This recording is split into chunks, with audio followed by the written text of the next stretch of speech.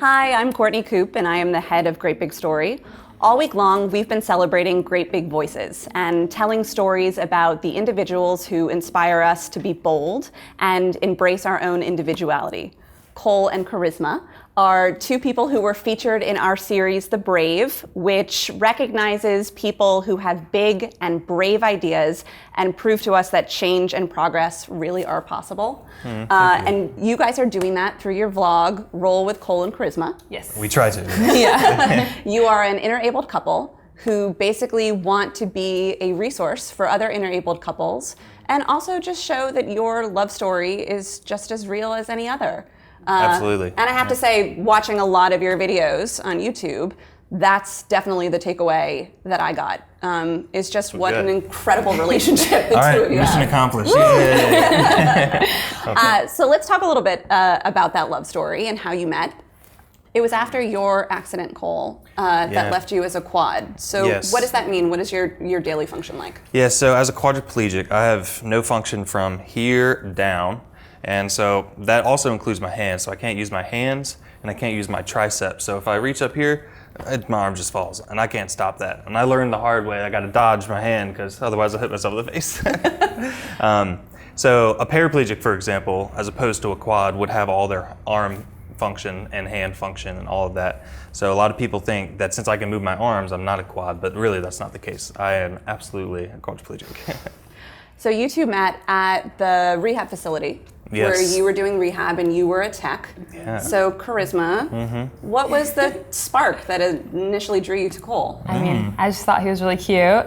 Honestly, I didn't really notice him until my friend had pointed out that he had a girlfriend. And I was like, oh, like who's Cole? That case of, once you get the girlfriend, all the girls come after you. Yeah. So I broke up with that girl and I went Well, no, that's my question. So who made the first move? Well, I had gone over to where he was working out and asked if they needed any help, like kind of a way to kind of talk to Cole. And they did need help, and they needed help getting Cole off the bike. So that's kind of where we first interacted, and then we truly had a conversation and kind of flirted when we were at the gala. Which is hosted by Sheltering Arms, the same rehab hospital. And then from there, I followed Cole on Instagram. He followed me back, like a couple of my pictures, like a couple of his pictures, and then he DM'd me, and the rest is history. Which is how every great relationship starts. I know, Yes. It's a very millennial meeting story, but I got the girl, so I have no shame. Yeah. So was there any hesitation on either one of your parts? Well, I would say I only hesitated because I was just emerging at that point from a space where, like a mind space where I wasn't super confident yet, and I was just beginning to put myself out there again because I went for a long time when I didn't date at all. And I think it was like an image issue that I had with myself because before my injury, I was very much a athletic jock type that was always chasing the girls. And after I became injured and I lost my athleticism and what I felt like was my masculinity too, that was much more difficult for me. And so Charisma helped break me out of that shell. And I'm glad that I had just enough confidence to get her out on a date. So what was that timeline like? How old were you when you had your injury, and how old were you guys when you started dating? I was injured at 16, and then we started dating. How old was I? Last year. How old was I? Oh no, It was 23. It was at the end of the year, so I'm 23. I'm not good with calendar dates. Or your age. Oh, He was 23, I was 24, so we were a year apart. Okay. We are a year apart. But so you say, I've heard you say that before, that you doubted that you would ever be able to find a relationship. Yeah. So what was it about Charisma that made you realize she's so charismatic? She's so darn charismatic. I think, I don't know, it was just the way we clicked. On the first date, I mean, I pulled out just enough confidence, like I said, to get her out. And then it was just so natural, and I didn't feel like I had to worry about, my chair, my situation. And then she was really open with asking questions about it too. So it wasn't like she was creating this taboo subject around my chair. And that made me feel much more comfortable as well. Yeah, working in the hospital, I've worked with people, in wheelchairs, and I'm pretty aware of spinal cord injury. I didn't know fully to what extent Cole, his ability and what he can and can't do, but I was just so used to being around people in wheelchairs or with a disability. It just really didn't faze me. I mean, I just saw him for him, and I saw the person, so Cole, so. Yeah. At what point did you both realize that this was something special that this was more than just a casual person that you were dating.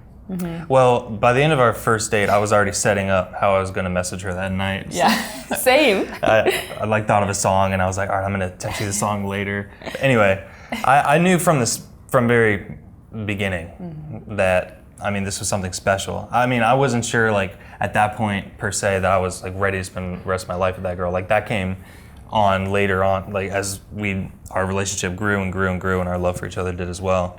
Then it was like, I mean, a few months in, I was like, all right, this is the real deal. Yeah. Let's keep this thing going. Yeah, it's actually really, really funny because my side of the story is different. But I mean, I have dated before. Like, Cole isn't, my first relationship, and I've had a really long relationship. So when I met Cole, I knew from like day one, like our first date, that he was the one I wanted to spend the rest of my life with. Just because like I've experienced other guys, and like when you meet the one after like experiencing what you don't want, you know what you want. And when you meet that person, you're like, okay, this is it. So, what is the easiest thing to love about him? His I like this question. Let's ask more of these. Keep going. I mean, his personality and his positivity. I mean, he always makes me smile every day, and even when I'm like upset, like he won't let me be upset like past like a minute. He was like, all right, Charisma, like you're done, like time to be happy. It's just, he's always making me laugh and smile, and it's, I don't know, it's just, yeah. It's just his personality. It's just great. He's always happy and positive. All right, so what's the easiest thing to love about her? Well, the first thing that drew me to her was her smile, because how can you not love that with the dimples and all that? But her character, I think is very similar to mine too. Like she says that she leans on my positivity, but I lean on hers a lot as well. And that can be hard sometimes when I try to be positive, but I mean, like anybody, there are ups and downs, and when I don't have myself to lean on anymore, if I don't have somebody else there to bring me back up, then I'm sort of at a loss. So Charisma is that someone else for me, and she's there. I can only imagine that something that the two of you have to deal with a lot is the perception of other people. So how often are you met with surprise or speculation about what your relationship is? It's interesting you ask, because I just got a question were you thinking the same thing? Yes. I just got a question for the first time on our flight here. The flight attendant, as I was being transferred into our seat on the plane, and Charisma was helping break down my chair and take the batteries off because they can't go into cargo hold and all the stuff that goes into flying. The flight attendant said, "Oh, is she your nurse or your aide?" I said, "Oh no, that's my girlfriend." And she kind of looked at me like, "Oh." I was like, It's like there's an assumption there that she's just helping me and we're not together. And I wonder sometimes if that's because she's black too. So I think the combination really throws people off. There are a lot of stereotypes that exist, and we are trying to buck them, but they're there. Well, so what do you do in those situations? Make out. I'm just kidding, I'm kidding. That's one solution. Let's make you feel awkward now. But who of the two of you generally shut those down? What do you say? Well, I don't really care. Yeah. Like, they don't bother me very much, and so I just kind of laugh about it and I continue. And I always carry my own assumption that people aren't trying to be offensive, so they're not trying to be mean. So I just, I don't like get insulted. I mean, there's also this assumption that I have a big heart and I'm an angel because I'm with Cole. And You're noble. yeah, Right. and I don't like that because it makes me feel like people have to have a big heart to be with someone in a wheelchair or with a disability, and that's not the case. Like, No. I mean, you love the person for the person. And so when people do say that, I'm just kind of like, no, like, I just love him for him. Like, my heart is no bigger than anyone else's because we're together. So I just say that, but that's about it. So I think that you are addressing a lot of these myths and misconceptions and bias through your vlog. So what made you want to start capturing that and telling those stories and telling your story? Well, it was my idea originally.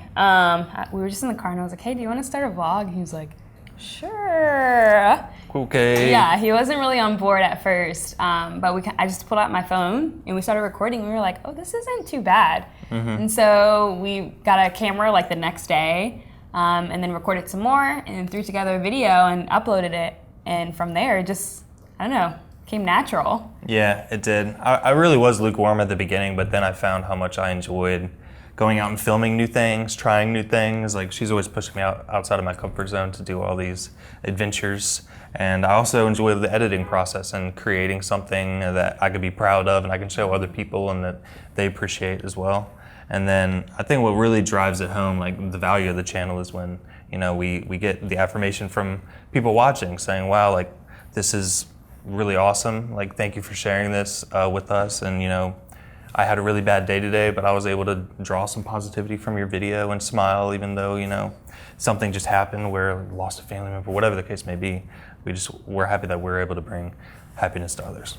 What has the feedback been, both from the community of other interabled couples and then from people who perhaps have never seen an interabled couple before or have had their own biases and the things that you're doing to help kind of course correct that?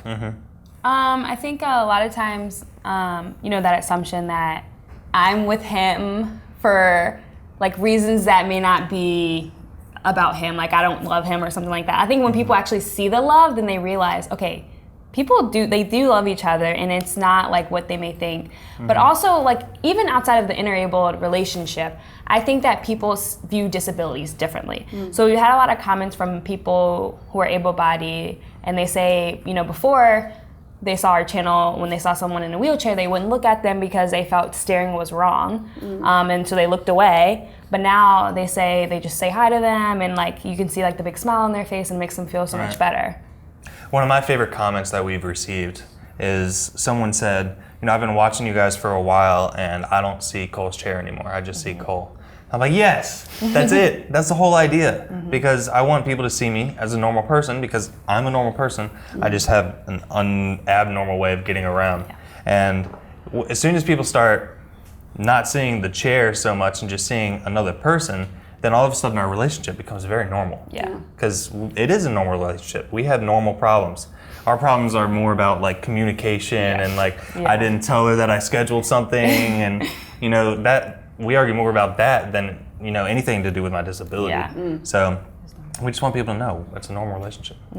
Well, so you kind of just answered this question, but so then why is it important for you for people to see a relationship like yours? We want everybody to know that there are so many different ways to love and so many different forms of relationship. And I think we just happen to be a good example of a unique form of love. And then for people to understand, like, they're not, I mean, you can see Cole's disability is obvious, but there's also invisible disabilities. So I also think it brings awareness to not only wheelchair users, but people who may have a hearing impairment, or they may have a vision impairment, or even mental health issues. Like, that's still a disability in itself. So I think it opens people's eyes to disability as a whole. Disabilities. So you put your relationship on the internet. The internet can be a dark and scary place. Like, there are a lot of trolls and people who can hide behind their anonymity. Do you find that you're more often met with positivity or negativity?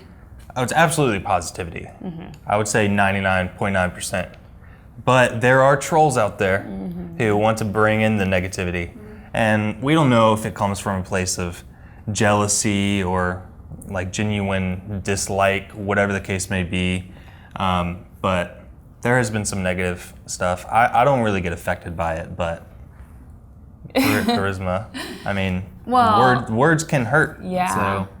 And it's interesting enough, like a lot of the negative comments we do get, they're kind of directed more towards me than Cole, like maybe 80% about me. Nobody wants to attack the kid in the wheelchair, so the next easiest target is Charisma. So, you know, it was hard to deal with that and just look past it and not let it affect me. I mean, it took a couple of months, but now it doesn't bother me as much. But there's also like this way you can like block certain words, which we had to do, which is really sad. Like the words we had to choose to block, but some very aggressive words. We didn't block that many, but some were just disgusting. So. Did you ever take that into your relationship and have it affect you, or is that actually something that made the two of you stronger together? I think it may have affected us at the beginning because I don't think like Cole is it's very easy for Cole to like let go of something and not let it affect him, but for me it wasn't as easy. So I think from his perspective, he's like, Charisma, just let it go, don't let it bother you, like, you know, have thicker skin kind of thing. But for me it was really hard, so I think it took a while for you to understand like how it affected me and why it affected me. But the answer to the second question is also yes. I think it did make us stronger, because anytime you go through something like that together, that's emotionally trying or challenging, and there might be some tension there. Whenever you work through that, you always come out on the other side stronger. So keep sending us the negativity. It's just making us stronger. Yeah. So we call this conversation Why I'm in It. And I think that's a really interesting question to ask any couple in a relationship. And I think you have this opportunity to speak to those people who say that you shouldn't be together. You shouldn't be together because of how different the two of you are. But so why are you in it? Why is it worth it?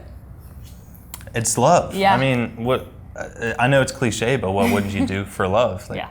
I would put up with any comment, any stares, whatever, because I want to be with her. And we choose to do a YouTube channel because I hope that inspires other people to not care either. You know, just do what you want to do. If you find love, wherever you find it, chase it, and don't let anything slow you down. You answered that very well. So you've been together for a year and a half. She's better with the A year and dates. a half, yes. How has your relationship evolved? Ooh. I don't know, I feel like we've had that connection from the beginning. So that connection was always there, but I guess, I don't know. I guess we've grown as people, you know, together, but also individually. I think we've evolved at this point past dating. Like, we're partners now. Yeah. And I know that usually is attached with like marriage and stuff like that. But I feel like I have a life partner because we spend most of our time together. We have a business together. We have a relationship together. So we're partners in life. And that has been an awesome evolution to experience, because I went from having a girlfriend to a partner, and that was really cool. That's so incredibly adorable. So where do you think it's going? So of course people, they want to see us married and with kids. And that's coming. Yeah, that's course. coming. You know, we're doing it on our own timeline. That's appropriate for us. But whenever we answer that question, we always think in terms of our, our business and how we're partners in that way. And when we talk about that, I mean, it's really exciting to us that we don't really have an answer. And in 5 years, we could be anywhere. I mean, if you asked me a year ago where I would be, I would never have said, in New York doing an interview. And with a YouTube channel with however many subscribers we have, I don't even know at this point. So, I mean, it's more exciting for us to not know where we'll be in 5 years and just be ready to embrace whatever opportunities come our way. And I hope we'll be somewhere cool. But as far as our relationship goes, I definitely see us on a beach in Tahiti, with our triplets running around somewhere, and Charisma's chasing all of them, and I'm like, "You're doing great, babe. you just get him." He went that way. No, she went that way. Well, I think the most important thing to take away, if you would ask your 15-year-old self, where would you be when you're 23? I'm not sure you would have said here. Oh, there's no shot. But the beauty of the answer to that question is there's no doubt that the two of you will be together. Oh yeah. Yeah. Oh, no doubt. Yeah. We actually answered this question before in a vlog, and people responded kind of interestingly, because I was using we as me and Charisma, but I never explicitly said Charisma. People were like, "Oh, he didn't say her name." I was like, "Well, I didn't even think about that because it was so obvious to me that we would be together." Yeah. And so this time I'm saying I will be with Charisma wherever we are. Thank you guys both for joining me today, for sharing more of your experience and your story. Everybody should definitely head to Great Big Story to check out the episode of The Brave that we did with Cole and Charisma. It was a lot of fun filming that. Yeah, thank you so much. Good, Yeah. thank you. Thanks.